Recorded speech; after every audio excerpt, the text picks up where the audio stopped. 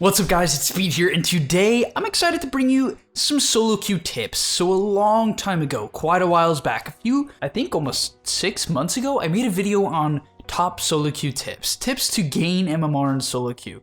And while those tips are good, I've done a lot more coaching since then. I've made so many more videos, I've watched so many more replays, so I kind of want to just give some updated tips for gaining MMR. In my opinion, these are 3 tips that aren't necessarily reflective of play, but are more important than play because they are what underlies your ability to focus and actually improve on the game. And now you might be thinking like, Speed, oh gosh, here it comes, like the voodoo stuff, like you need to go pray for half an hour. No, that's not what I'm gonna say. It's very practical, and now let's get into it. Also, over on the main gameleap website, I plan to do some more content in terms of pro replays. Usually I focus more on doing the pro replays for YouTube, but I want to do a few for the main website as well. In addition, I'm doing Random at 6K. If you don't know what that is, Random at 6K is where I basically play pubs and I analyze my own games so you can get in the head of, you know, me, a pro player, because typically when I'm doing these pro replay analysis, I have to, and not completely guess, but somewhat guess on what they're thinking and what their opinions are. But when I'm doing my own replay analysis, I can give you exactly what I'm thinking and show you exactly how I win my games and how you can do it too. So the first tip I want to mention is one that I've been recommending to all of my students now. I even refine it harder to a lot of them. And what I say to them is you should spam 3 heroes max with proper VOD review. Now, what do I mean by this? Well, the word max is very important there because for a lot of them, what I do when I'm trying to train them is I force them to play only 1 hero at a time and really understand Dota through that hero, right? We're trying to understand Dota through that hero. And I think a lot of people get this wrong. So what happens is they're playing Dota, they're playing their heroes, and they're just like, yeah, I'll just learn over time. But the thing is, it's very difficult to do this. Also, there's a extreme negative connotation around the idea of hero spammers. It's like, oh, that guy's a Meepo spammer, or oh, that guy's an Evoker spammer. He doesn't deserve his MMR.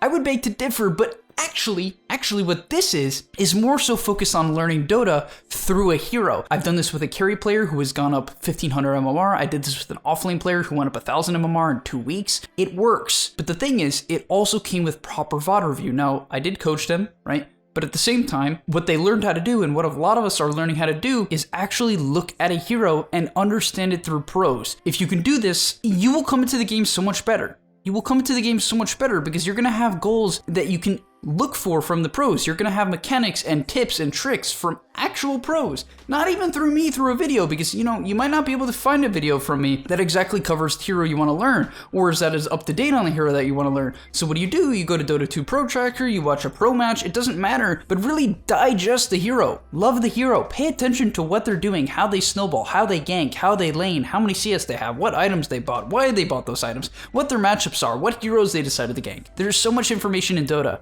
that if you're trying to spread it out over 10 to 15 heroes, it is GG. It's GG. You're not gonna learn. It's literally GG.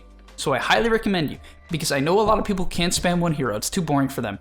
3 heroes max. 3 heroes max. If you're an offlane player, it can be Batrider, Underlord, Doom. If you're a support, it can be Lich, Winter Wyvern, and Vengeful Spirit. If you're a mid laner, it can be SF, TA, and Storm. It's kind of this simple, but I do recommend you only pick 1 if you want maximum efficiency, in my opinion, but really try to learn Dota. Understand how people use their spells. I'm going to give you one more example before I end up on this point so you can really understand what I mean. But let's take, for instance, a hero like SF. What can we learn about Dota from SF? Well, one thing we can learn is the importance of shoving in the mid wave. So recently, if we've been following a lot of SF replays, there's one on my channel, there's one on Dota Alchemy's channel.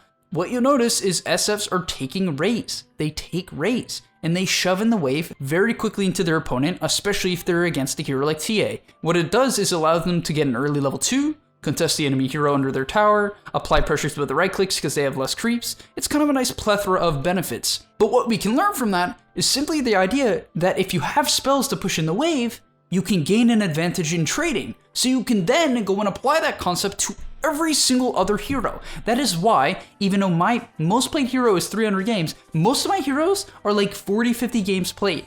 That's not that much, right? And some a lot less. But the reason why I'm comfortable saying I could play every single hero in Dota at least a 5.5 to 6K level is because I understand Dota.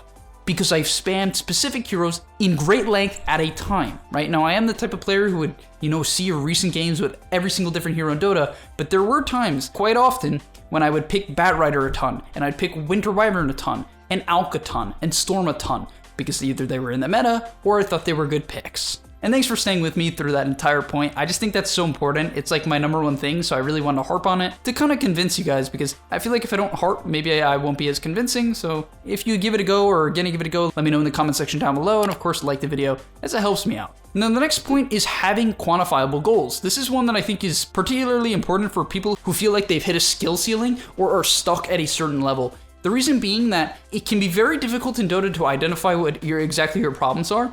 And the best thing you can do is simply pick 1 or 2 things and really focus on them. So I'm going to give you a couple examples because I don't want to just completely leave you guys hanging and like, oh, how do I figure this out? Like I can set goals. I can set how many deaths I get per game, but that wouldn't be too effective, right? You would actually be ineffective. In fact, you would be detrimenting your team. So what are a couple good goals? Well, the first one I want to talk about is position 5. And no, don't skip this for all you core players. The importance of understanding this is so you can really look at how niche this can become, or how important you can look at certain things, or how important things can become if you really focus on them. And for position 5s and position 4s, what I often recommend you do is you pay attention to when you get level 6. And now a lot of position 5s would be like, well, Speed, I don't want to sup too much XP from the lane, and I don't want to go farm jungle, and I don't want to go, push in mid-wave, because, I'm trying to be the sacrificial position 5 that I see in the pro matches. Guys, your cores are not Sumail and Arteezy, okay? I don't know why people play like they are, and it's not even, it's not like, oh, you never see a top-tier support farm. That's not true at all. It's not even true. It's not even close to true. In fact, it's the opposite of true. It's incorrect.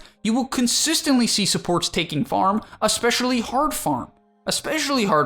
Or if they are a very greedy hero that requires levels, such as a Rubik who really wants to get level 6, they will often be given the mid lane. And now here comes the point, and all the hate comments of, but Speed, my team never gives me a lane. I swear, if you actually think that, you are deluding yourself to beyond belief. It is not even close to true. I have played thousands and thousands of games of Dota, and I have always found farm in every single game. It is completely ridiculous to tell me that there is no farm on the map. You are not looking for it. You are not buying enough clarity to sustain your mana through it. And now you might be asking the question, well then when do I fight with my team? Well, you have a couple options. You can call smokes to coordinate it, or after you push in something like the mid lane, you are close to the other 2 lanes, so you can TP in and show a play, and it's totally fine. It's not the end of the world at all. Now getting into the cores and the quantifiable goals that cores can have, there's a couple key ones that I would highly recommend. First one being item timings. Now I don't want to say CS. CS can be particularly good on specific heroes like Storm and TA and SF and PL and Naga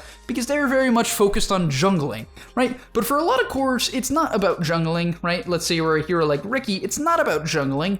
It's mostly about kills and a mix of lane creeps, and therefore, it's really just important that you focus on timings. And no, I understand, you might be like, well, 1 game I get counterpicked, how am I supposed to have the same timing speed? It doesn't have to be like that. You could even look, when you're doing your VOD analysis, you could look at a Ricky replay, a pro Ricky replay, where they lost what their timings were, right? Just try to match those at least, and one where they were doing well, and then try to match those, right? You can even write them down, and it's super simple, because if you don't reach those timings, there's something wrong. There's something wrong. And then you can try to go back further and figure out what that is. Am I missing too many last hits in lane, right? Am I running around and fighting too much? Am I not coordinating with my teammates to get kills? Am I ganking the wrong heroes, right? There are a lot of important questions that you can ask simply based off item timings because it's whatever gets you gold, right? Or does not get you gold that you're doing. And finally, just for offlane players and position 4s who want to be making moves, well, actually for offlane players, first thing I want to say, stop making so many plays and kills. Like, holy, I can't stand when I see these 3k MMR offlane players that are playing like Abaddon and they have 50 CS 25 minutes in, and it's like, oh, that's okay because I'm Abaddon and I'm supposed to take towers and create space and die. It's like, dude, that's the reason why you have a Vlad's and can't have any impact in team fighting. But it's okay. It's okay. You can deflect all the blame onto your PL who is trying his best to carry. So the goals I want to set for offlane and position 4 is actually a little bit different than you might think. For these heroes, I do actually recommend a little bit on focusing on net worth and levels. I know this might be a surprise and you might be like, well, Speed, why didn't you clump it with the other roles? Well, the thing is, I don't think people understand that position 4 and position 3 can get farmed. And if you're trying to win in solo queue, the reason why I'm focusing on this, it is very good to, I'm not saying you shouldn't ever make plays, that's the farthest thing from the truth, but you need to push in creep waves consistently. You'll see players like Crit and Yapsor do this all the time because it allows your team to not have to do it, right? Your cores then can make plays with you if you don't always make them deal with the waves and have to get the waves in.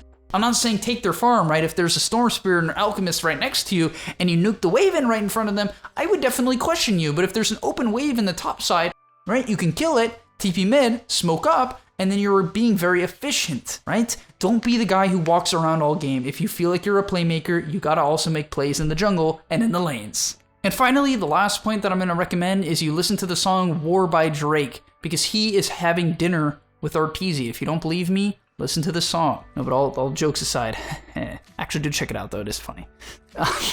But is to take breaks, right? I really, really recommend you take breaks. And what type of breaks? Well, it could be your average hour break or 30-minute break or I don't know, whatever, walk around or some push-ups. Like those are all good. But I also recommend you take 3 to a full week days break, right? 3 to 7 days of break. Why? Well, you'll actually feel so much better when you come back. And feel free to watch Dota when you're on your break because you won't get stressed. It's very easy to watch Dota without getting stressed. In fact, you can even gain confidence by watching it because you're just gonna look at the pros, you're gonna be like, oh, you know, they're making so many mistakes, right? They're making so many mistakes. I would never do that. Like, I'm the best. And then you'll come in so confident and motivated and untilted into your pubs. It is so strong. I remember one of the main situations where I gained MMR. Literally, it was one of the main times when I gained MMR. I think I gained around 700 in about a week, right? In about a week. I was spamming Magnus. All right, you can hate me.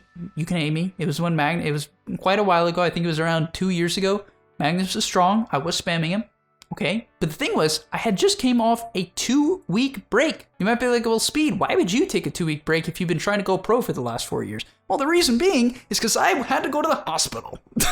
Now, yes, this was very unfortunate. I didn't enjoy my stay there, not at all. However, when I got back, I had watched a lot of Dota, right? Because I clearly had nothing to do. And I was so motivated. I was so ready to play. I was so happy to play Dota. And as a result, I was unbelievably PMA.